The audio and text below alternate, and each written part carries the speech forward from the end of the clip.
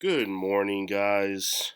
Time for another edition of Exciting Math. We have a few lessons left, so we're going to be figuring out what we're going to be doing at the end of the entire curriculum. We might give you guys just some follow-up work with some important topics that you're going to need to know going into geometry. We'll decide on, we'll let you know. We might give you some review, some extra credit stuff. We'll see how it goes. For now, what we're going to be doing today is identifying different types of graphs based on tables, all right? Based on tables and graphs. So we're going to be identifying specifically a linear graph, a quadratic graph, and an exponential graph, all right? So the first thing I need you to do is solve the equation below. You guys know what this looks like. This looks like a nice quadratic trinomial. Set equals 0 and solve. So hit the pause button now, please, so you can solve. All right, hopefully you were able to figure out what the issue, you were able to figure out the solution. If not, please pay attention. We're going to go over it now just so you guys can see what to do, or just check your work if you're able to finish it, all right? All right, so first thing you should have done, is subtract 4 from both sides. So you get x squared plus 4x minus 14 equals 0. Remember, it's a negative 10 minus 4, so that's going to be a minus 14, all right? Then you got to break that down. And remember, whatever you break it down to has to multiply to 14, all right, and add or subtract to 4. Now, the problem here is that the only multiples of 14 are 7 and 2. And 7 minus 2 or 7 plus 2 don't give me 4. All right, so we're not going to be able to do a trinomial. We're not going to be able to factor, is what I meant to say. I'm sorry. So we have to use a different method. So since we can't factor, easiest method to use is quadratic formula. That's what I'm going to go with here. All right, so I'm going to scroll down a little bit so you guys can see this.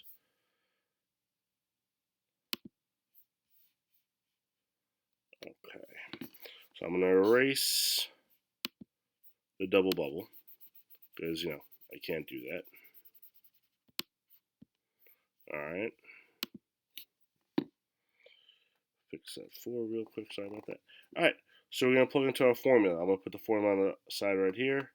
Remember, x equals negative b plus or minus the square root of b squared minus 4ac all over 2a. All right. So our b is going to be negative 4 plus or minus 4 squared minus 4 times 1 times negative 14. And all that is over 2 times 1. All right, so let me pull up my calculator so you guys can see what your next step should be. Hopefully you do it correctly. Give me 1 second. I apologize. Should have had it ready. While we're waiting, I really hope you guys are all doing well and everyone's safe and getting through this okay. And if you need to talk or anything, please don't hesitate to reach out to us, all right? All right, so getting back to the work. So putting all that under the radical in the calculator.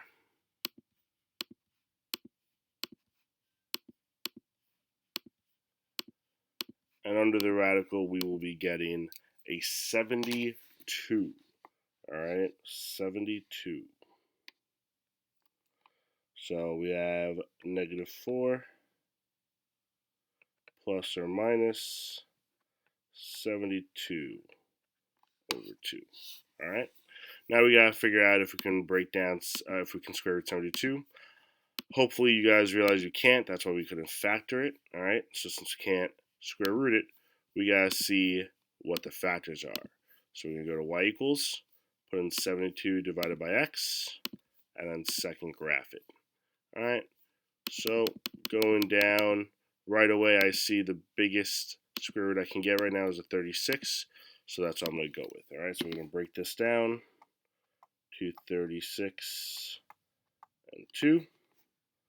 Square root of 36 is 6. So that equals negative 4 plus or minus 6 square root 2 over 2. And both of these numbers in the numerator that are outside the radical, both of these can be divided by 2. So that's what we're going to do. We're going to divide them both by 2. All right. So our final answer, I'm going to scroll down a little bit. Final answer is going to be -2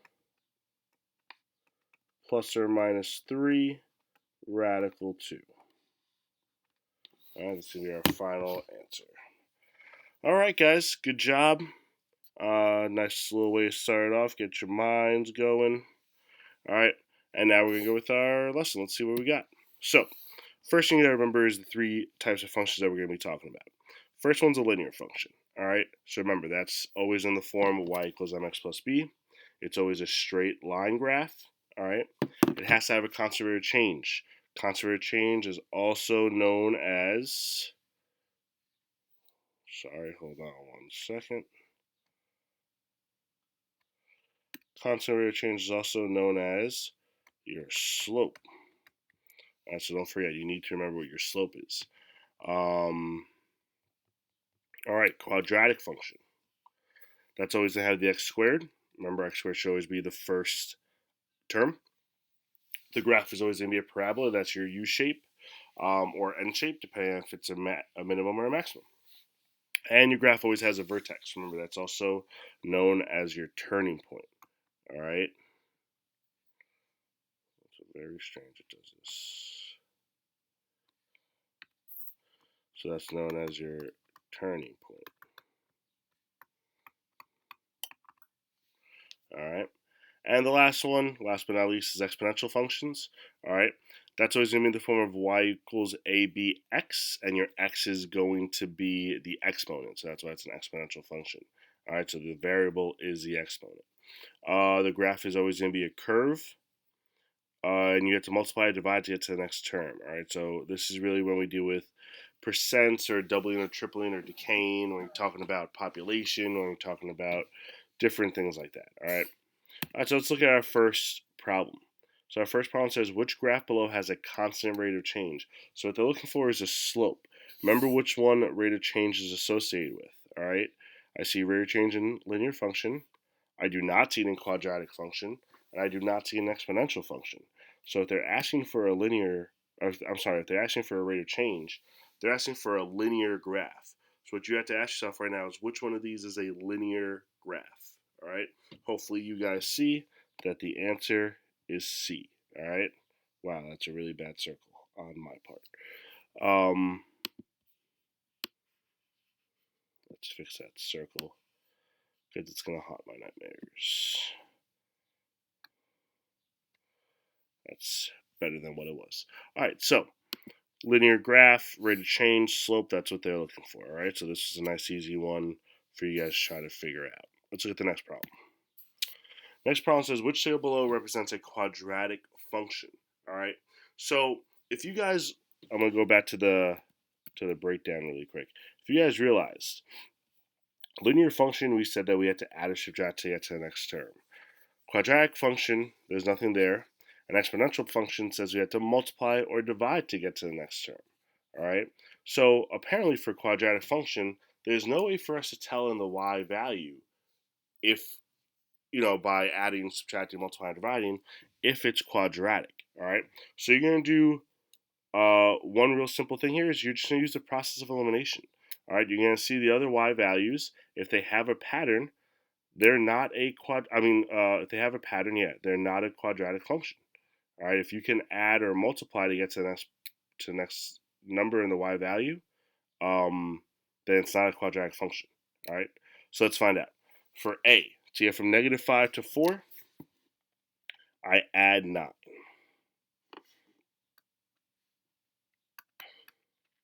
To get from 4 to 13, add 9. 13 and 22, I add 9. So this is clearly a linear function. All right. So A is out. I have B. To get from 10 to 20, I multiply by 2. 20 to 40, multiply by 2. 40 to 80, multiply by 2. So this is clearly an exponential function. I'm just going to put exponent. So B is out. All right, so that's 2 down. All right, for C, so from 19 and 17, I subtract 2. 17 and 15, subtract 2. So here's another pattern that represents linear. So that's out. All right. And then for the last one, for D, to get from 36 to 81, I added 35. Right? But then to get from 81 to 144, I added 63. So there's no pattern there. I can multiply these. So D is our choice. D is our quadratic function because there's no pattern. There's no multiplication pattern.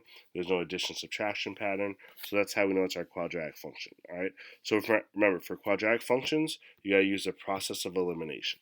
Okay. And just make sure that there's no pattern in the y values.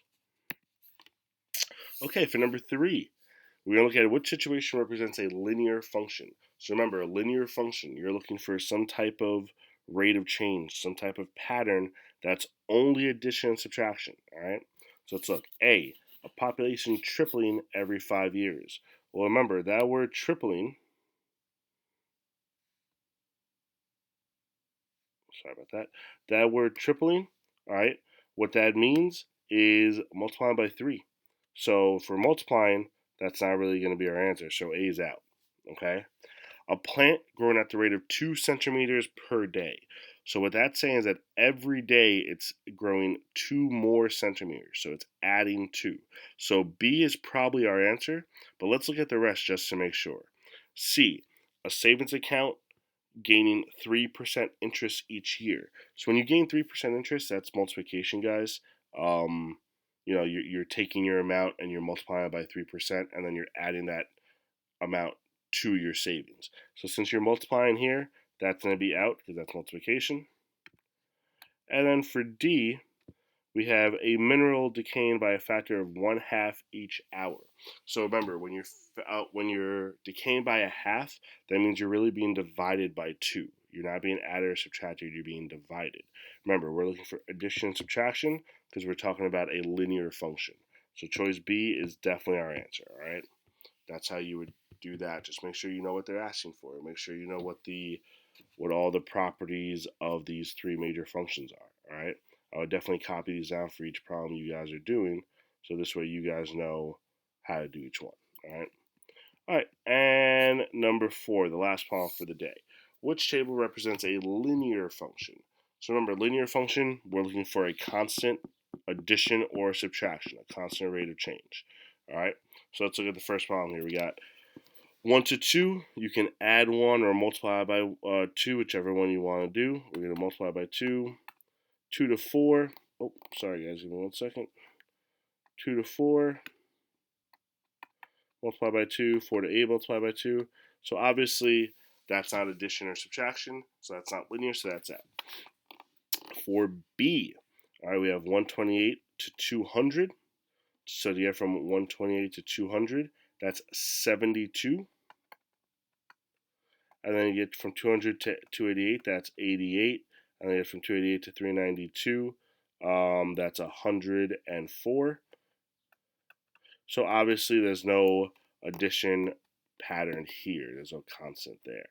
All right, for C, to get from -2 to -6, I multiply by 3. To get from -6 to -18, I multiply by 3, multiply by 3. So that's not addition or subtraction, nothing there. And then for D, add 5, add 5, add 5. All right, so that's how we find our D. So remember, just look for your constant. Just figure out how you get from one number in Y to the next.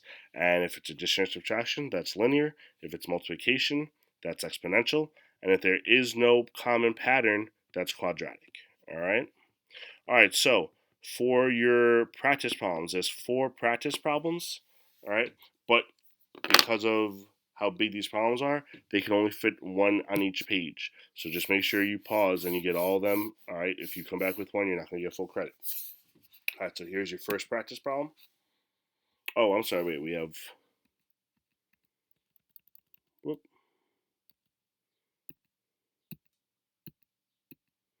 I did one of the practice problems for you guys. My apologies. I skipped one. So you guys looked at it. I did a practice problem for you guys. All right, the one I skipped was this guy, the practice problem. My apologies.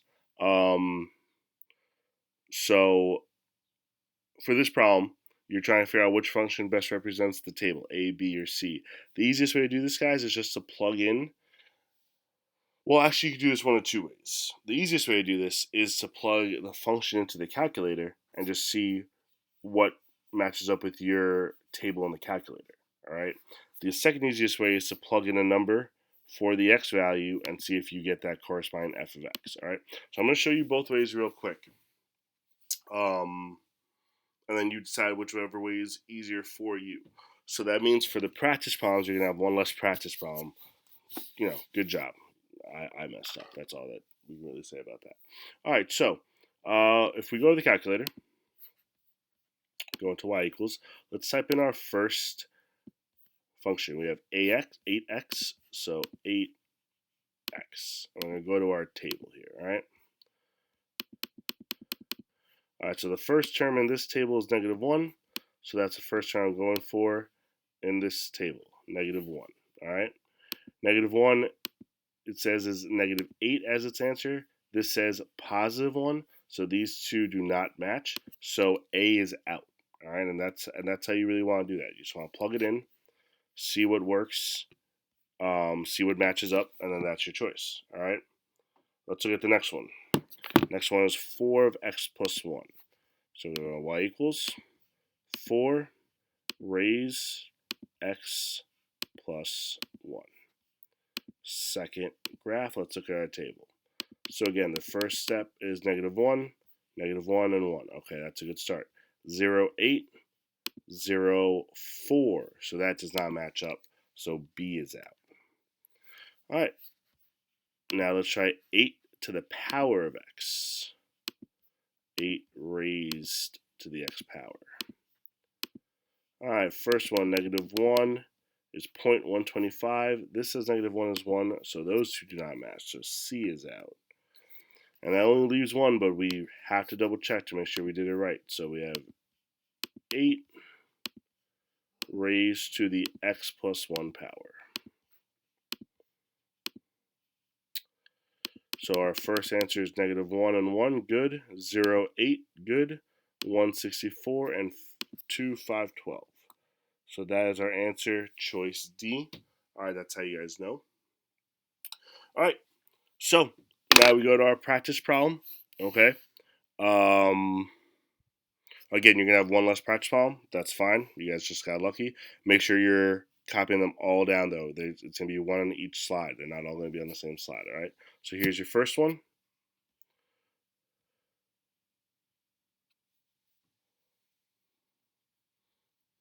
And for these ones, guys, to show the work, obviously you can't show work for this. You would just kind of know. Explain how you know. Just explain the words how you know. If there's no work to be shown, that's how you do it, all right? All right, question number 2 we're going to be skipping because I did that for you.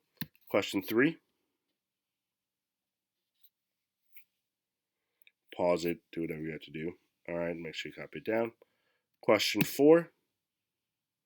Same thing, pause, whatever you gotta do to make sure you copy it down. And question 5. And I believe that's the last one. Yes. All right, guys. Once again, I look forward to seeing you guys soon. I hope I see you guys sooner rather than later.